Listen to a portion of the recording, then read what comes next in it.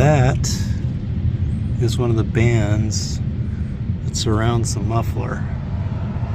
So I don't exactly know what its purpose is, but I think it's like that band right there. So that was scraping along the ground and I could hear it. The muffler, I mean, looks pretty dusty and stuff. I mean, rusty. So I don't know if that's really necessary for that to be on there or not. I have my spark plug tester from Amazon. I've already plugged one of them into one of the cables and spark plug down there. Going to be using part MK8749. It says it comes with instructions, but the only instructions really you have are what's on this cap. So that's for putting the cap on after you've even got the thing inserted into the knuckle. Because this thing does not come pre-greased. Does not come pre-greased. It comes pre-greased, guys.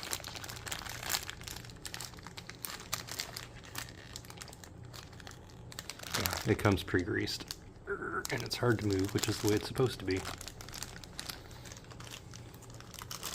But because I have to overdo everything, have a grease gun, so I can push oil up into here, and I'm not going to do that until I guess, got it on the ground. Got the car back on the ground so that there's weight on that thing. And unfortunately it doesn't have a spillover thing, so you can't really tell when you put enough in there. So maybe I am just going to put the cap on and forget about it. But I don't have to do that with this other thing, because surely it must come with a overflow thing. I don't understand why they didn't put an overflow thing on this thing. It's like they've got it on their other thingies. Okay, so this is a tie rod end. And the part number on this one is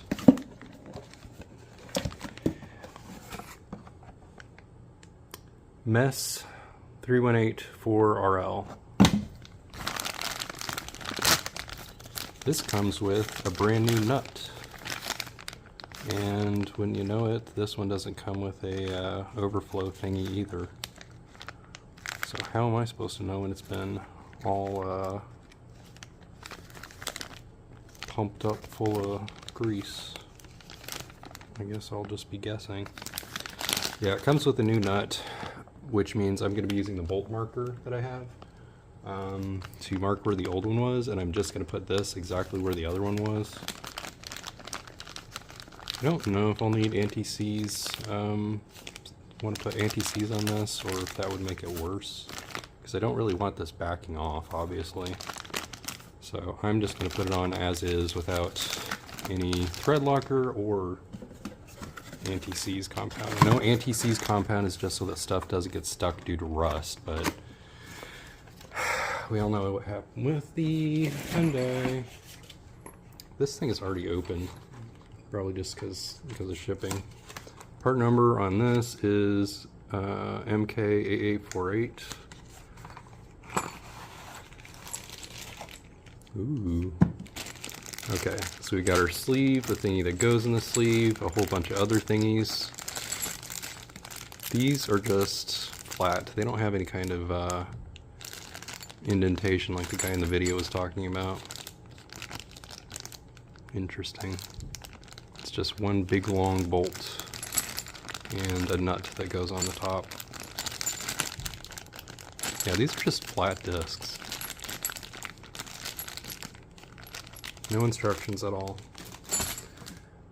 They just assume that you know what you're doing. Ha ha ha, yeah, sure. So, the guy in the TRQ video was saying that you're supposed to tighten these until they expand to the diameter of the discs. So, for this one, that would be... Oh, okay, I think I know what he was talking about with the indentations and stuff. He's talking about this. No, because the discs that he had actually did have raised parts on them. So he was saying compress them until they're the diameter of this disc. So that's the diameter of that thing, that's the diameter of that thing. So we got a ways to go. And it doesn't look like it would take a lot to get it there. I'm gonna pre-assemble this just so I can get an idea for how it's supposed to look before I actually install it. Lol, I don't really have to do that because it shows it on the box. Okay, I did it anyway. So we got nut, disc, squishy donut, disc, sleeve, disc, donut, disc, and then the end of the actual bolt. Okay, next step is to take everything downstairs. This is the point where I've jacked it up. It's right here. It's not as good of a point as I'd like it to be, and I've got it supported right there. So it's right by where the door hinge is. I've got a 1/4 inch socket on here to undo the ABS sensor. I was really worried that I'd have to go to Harbor Freight to get a Torx bit,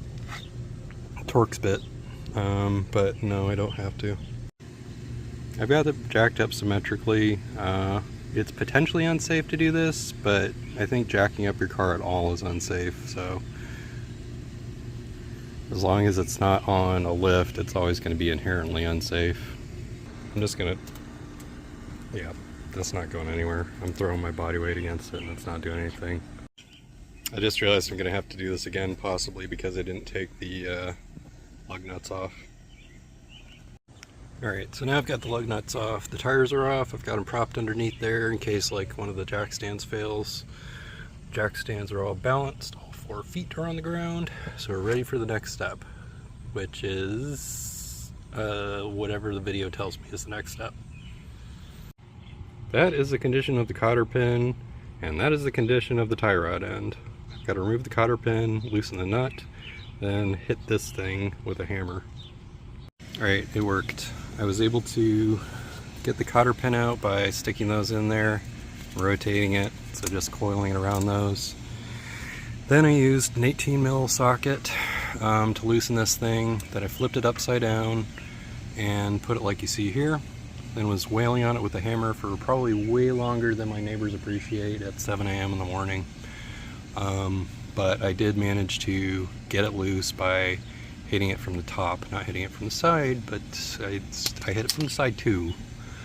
It's just a lot of rust. This whole project might end in failure because I cannot get the tie rod off. I've sprayed penetrating oil on it, but I don't know if that's going to work or not. I'll just have to spray it every, so often and see. I'm going to try to work on other stuff like the sway bar links. That's my sway bar link. I've continued to spray the outer tie rod with PB Blaster every few minutes to try to see if I can penetrate some of that rust and get it to where it'll actually turn that nut. In the meantime, what I've been doing was I had to saw through the sway bar link because there's nothing left on the top to unwrench. And also I found out I don't have a 15mm socket, a 15mm deep socket, so I'm going to have to go to Harbor Freight after all to get one of those. I don't really need to get the Torx things, but I guess I might as well have them on hand. Because I'm going to be having to work on the back seat to get to the hydraulics for the convertible top. So I'm probably going to at least get the nuts, not the nuts, the bits, that's what I was trying to get, the bits, the big bits to get the bolts out. Turns out I didn't actually have to saw through that other one. I could have just as easily did what I did here, which is take a 10mm wrench, put it on the middle part there, and then put another wrench on the bottom side of it and undo it like that. So that's how I got that thing out. Look at how thin this was over here too though. Like eventually that was gonna wear out and break just like the driver's side did. I still haven't gotten these off. I don't know what I'm gonna do because I don't have a torch. I don't really want to buy a torch just to get these off. I got the sway bar links installed at least. So I just put a wrench on the bottom side of this and a 14mm socket on the top of it and just tightened it until it wouldn't tighten any further. And it doesn't have anything to do with like me not putting enough exertion on it, it's just it runs out of threads.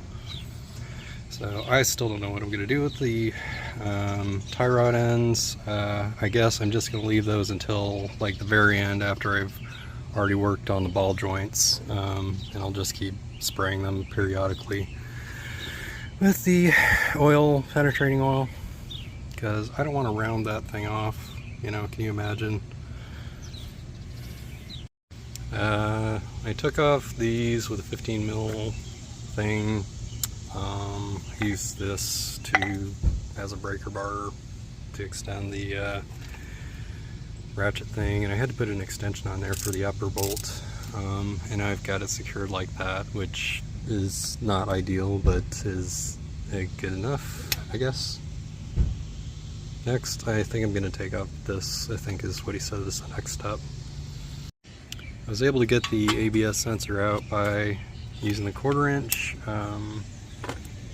socket, and by using the end of this, putting it up against that ABS sensor and beating the end of it with a hammer, because it was pretty stuck in there. Like the guy was like, you know, wiggle it back and forth, and I was like, there's no wiggling this thing, you just got to beat on it.